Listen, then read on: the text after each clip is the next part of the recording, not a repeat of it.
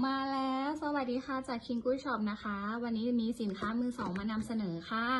B&O A1 Gen 2 นะคะสี Limited Edition เดี๋ยวให้พี่ๆดูสภาพก่อน ใหม่เอี่ยมมากเนาะเสียงได้รอบทิศทางเลย 360 องศานะคะ ตัวนี้ก็ซับวูเฟอร์เนี่ย 3.5 นิ้วนะคะกำลังขับเนี่ย 30 วัตต์ใหม่เอี่ยมมากเสียงเพราะเสียงใสสุดๆได้อะไรไปบ้างกล่องอุปกรณ์ยังครบแถมฟรีเคสให้นะคะโอเคเดี๋ยวมาฟังเสียงกันมีใครอยากรักฉันไหม